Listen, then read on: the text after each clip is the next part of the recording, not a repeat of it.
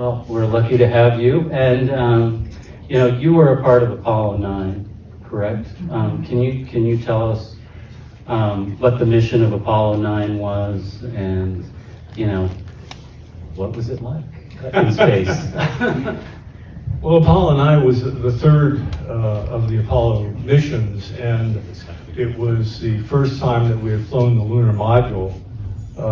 Jim McDivitt and Dave Scott and I were the backup crew to these guys until about a month and a half before the accident. And as you saw in the film there, I mean, I was literally in Los Angeles at the time, beginning the training for Apollo 9 when that accident occurred, and I mean, it was an incredible experience. But we flew on the third mission of Apollo, the second one that used the big Saturn V. The first one went off.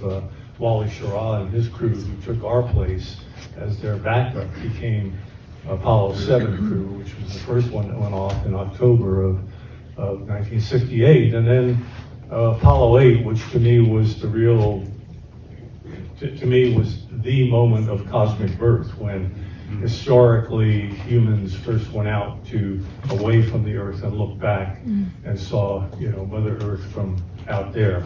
And that was Apollo 8 with Frank Borman and Jim Lovell and one of my closest friends in life, Bill Anders.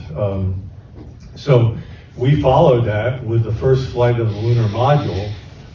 First time we had both parts of the Apollo together. The guys that went out to the moon went just in the command and service module and spent the time going around the moon in the Christmas flight there in 1968. But our flight in March of '69, we flew the lunar module.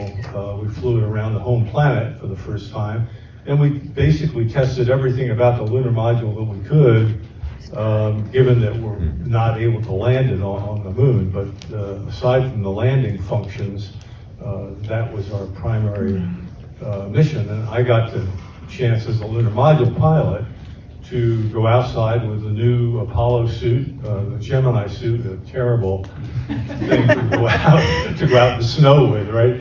But the Apollo suit was much better designed. We learned a lot, and I had the backpack on my back, which made me independent of the spacecraft. I mean, everything that I needed to be alive was on my back. All I had was a cord, you know, tethered to the spacecraft for the first time. And all of that worked well, and my friends ran around on the moon afterward with it. I didn't need to do that, unfortunately.